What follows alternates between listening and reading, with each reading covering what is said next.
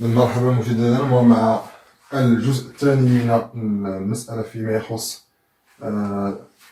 تصحيح الامتحان الوطني لدورة 2009 العادية، وهو المتعلق بالمتتالية مع الدالة.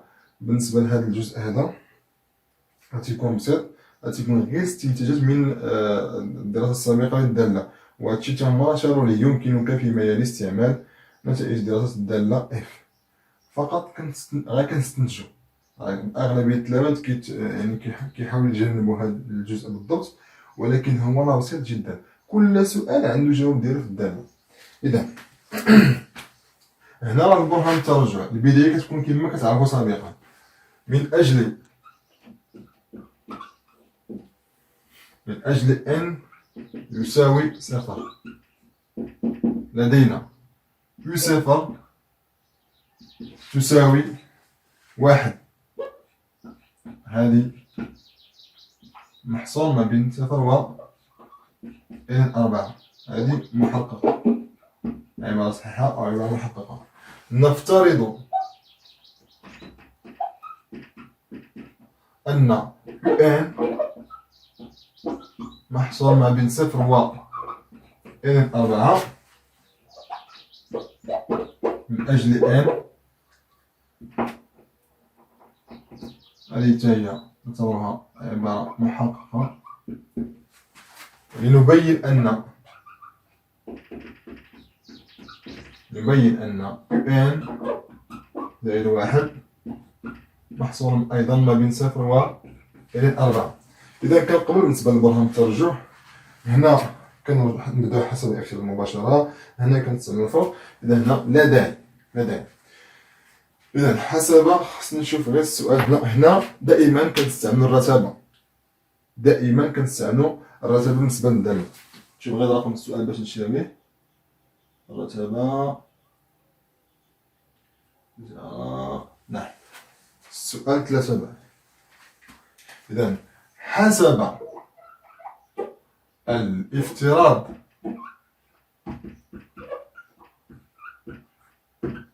لدينا un محصورة ما بين صفر و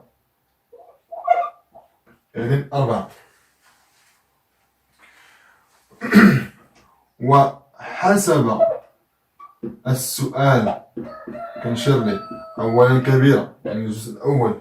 ثالثا ألف لدينا f تزايدية على المجال صفر بلس لانفيني. صفر بلس لانفيني، وخصوصا شكون تيهمنا صفر، وخصوصا على صفر n4. إذا ربما البعض غادي يتساءل علاش اخترنا هذا الجزء بالضبط. كنعرفوا عندنا واحد القاعدة مهمة جدا ودرسناها في جدع مشترك، أن الدالة التزايدية تحافظ على الترتيب. إذا f ل un تحافظ على الترتيب. كندخل f لصفر و f ل n4. f ل un هي un زائد واحد. f لصفر أي الدالة f ل x صراحة 2 ln اكسبونسيال x ناقص 2 جذر مربع اكسبونسيال x زائد 2. إذا هنا عوضنا بصفر غادي نحصلو على واحد هنايا، وهنا نحصلو على واحد ناقص 2 هي ناقص 2 زائد 2 صفر، وإذن ديال واحد صفر. إذا هنايا f لصفر حنا حسبناها قبل. إذا f لصفر هي صفر، و f ل n4 هنايا صفر، و f ل n4 هنا اكسبونسيون n4 هي 4، وهنا 4 جذر مربع. إذا غتعطينا هي 2 ln 2 هي n4. إذا هنا كتبقى عندي n4 وهنا صفر. هذه قلنا إذا حسبنا على هذه لنبينها هي، وبالتالي حسب مبدأ البرهان بالترجع مهما يكون n ينتمي إلى n un محصورة ما بين 0 و n 4. إذا خطوط ما كنفوتهاش. نعاود نذكر هنا دائما في السؤال ديال البرهان في الترجع ملي كتكون عندنا الجزء ديال المثاليات المتعلق بالدالة كنمشي للرتبة فقط. كنشوف ديك الساعة اللي عندي هنايا، هاد الآلة اللي عندي هنايا دائما.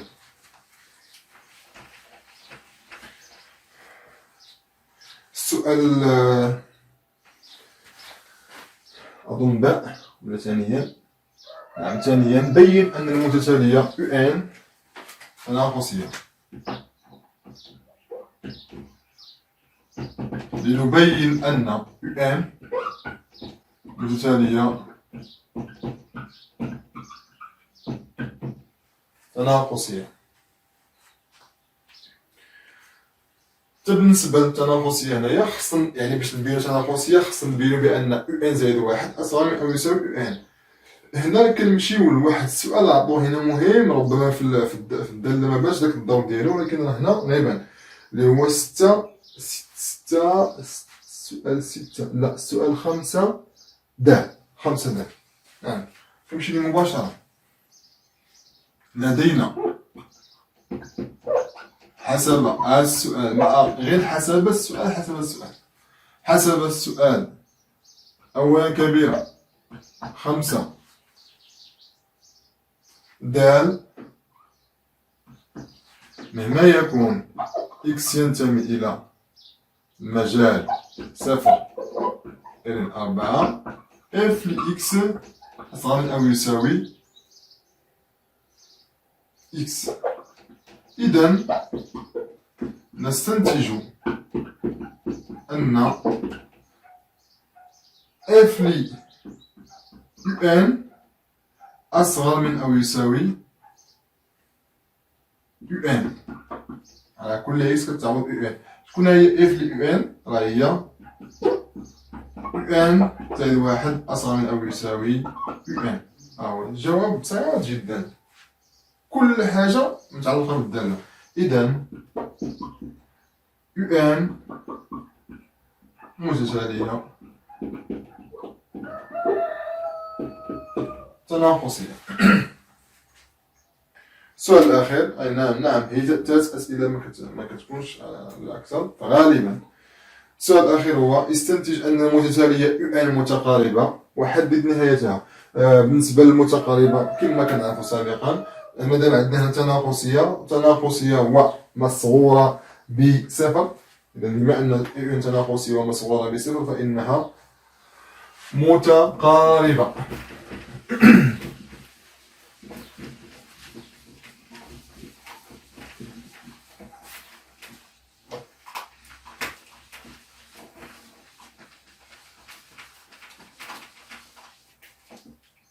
إذا ثالثا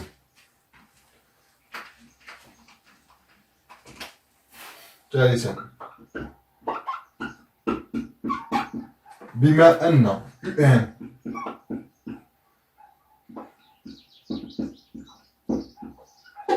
تناقصية ومصغورة بصفر فإنها متقاربة.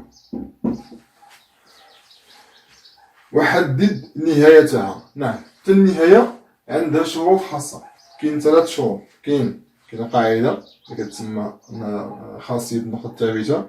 إذا كاين عندنا الاتصال تكون f متصلة ويكون f ل e هو المجال 0 كما شفنا قبل 0 إلى 4. نعم 0 إلى 4 يكون ضمن e وتكون UN متقاربة. والنهاية من بعد هي حل للمعادلة f ل x تساوي x. إذن هي 3 شروط. لدينا f متصلة على e، ها نسمي e 0 إلى 4 سمينا حنا على الشرط الأول لدينا F متصلة على E و F ل E أكيد ضمن E لأن أصل F ل E هو إذا ضمن E أو يساوي ولدينا UN متتالية متقاربة. أنا هما الشروط دابا حققتهم دائما 3 شروط هما الاتصال F ل E المجال الصورة ديال المجال تكون ضمن المجال ولدينا UN متتالية متقاربة. إذا نهاية UN ما يكون N ينتمي إلى N هي حل المعادلة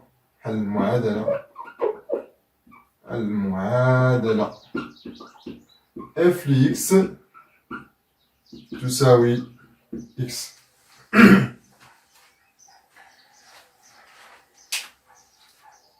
بالنسبة لحل المعادلة F ل X تساوي X نعوض F ل X هذه تكافئ 2 ln إكسبونسيال X ناقص 2 جذر مربع إكسبونسيال X زائد 2 تساوي هذه X هذه راهي ln إكسبونسيال X X هي ln إكسبونسيال X تكافئ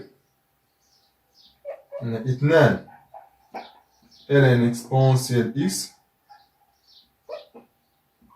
ناقص 2 جذر مربع إكسبونسيال X زائد 2 تساوي إكسبونسيال X هي جذر مربع إكسبونسيال X 2 أس 2 إذن هي ln جذر مربع إكسبونسيال X أس 2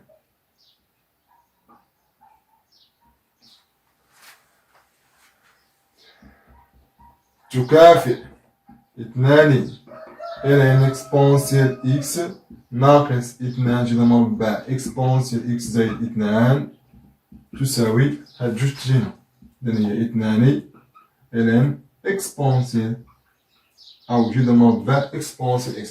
نعم هادي شفناها قبل هاكا نعاود نكتبوها. إذا هنايا غيبقى عندي بحال دابا 2 هنا 2 هنا غيبقى عندي غير هنا هاد إكسبونسيال إكس ناقص 2 جذر مربع إكسبونسيال زائد 2 تساوي جذر مربع.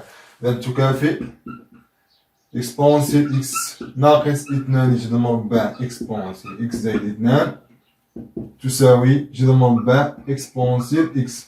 هذا غيجي الجهة الأخرى تكافئ إكسبونسيال إكس هذا من غيجي هنا تحسب هو هذا أعطانا ناقص 3 جذر مربع إكسبونسيال إكس زائد 2 تساوي 0.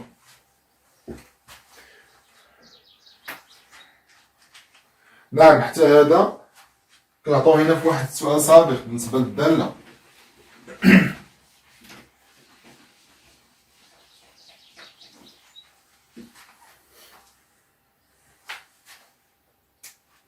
إذا تكافئ جذر مربع إكسبونسيال إكس ناقص 1 عامل جذر مربع إكسبونسيال إكس ناقص 2 تساوي 0. نعم هذا بالنسبة لنا عطوه هنا في السؤال باش اللي بغا يرجع ليه عطوه هنا في السؤال اش من سؤال لقينا 4 باء. نعم 5000 عفوا. نعم عطونا في السؤال 5000 عطونا نبينو هذا كيساوي هذا. إذا هنايا عندي جذر تكافئ جذر مربع إكسبونسيال إكس ناقص 1 تساوي 0 أو جذر مربع إكسبونسيال إكس كتساوي ناقص 2 تساوي 0. إذا هنا غنحصلو بعجالة غنحصلو على إكس تساوي حلنا هاد المعادلة السابقة إكس تساوي 0 أو إكس تساوي ln 4. دابا أنا خاصني هنا ناخد جواب واحد واش الصفر واش ln 4. شكون اللي غيجاوب لي على هذا؟ هو السؤال السابق ديال الرتابة. حنا عندنا UN وتناقصية. إذا UN تناقصية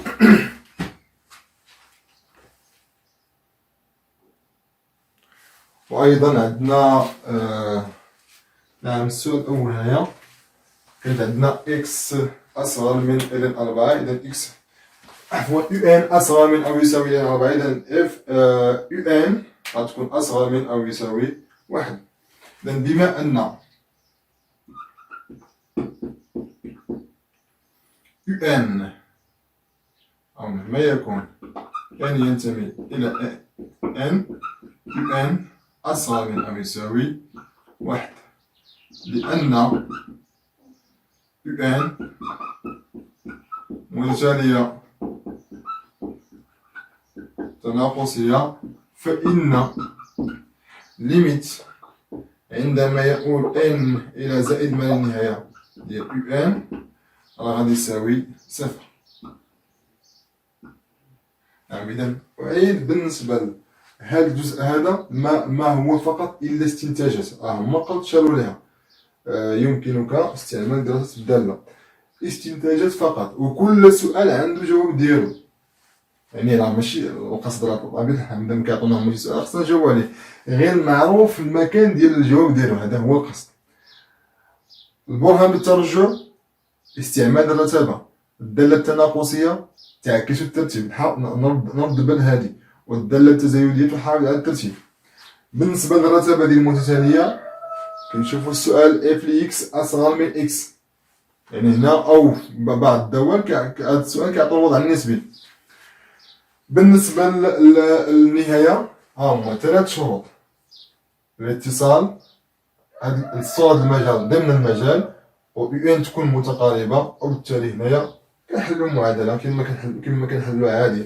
راه في هذه الحالة نعم كيخرج جوج الحلول، كاين بعض الحالات كيخرج غير حل واحد اللي هو النهاية ديال يو إن. إذا نتمنى إن شاء الله هاد الدالة هادي تكون مفهومة، لأنه كان طلب من بعض التلاميذ. نتمنى إن شاء الله تكون مفهومة، وبالتوفيق للجميع. وما تنسوش الاشتراك والإعجاب بالقناة، وإلى اللقاء.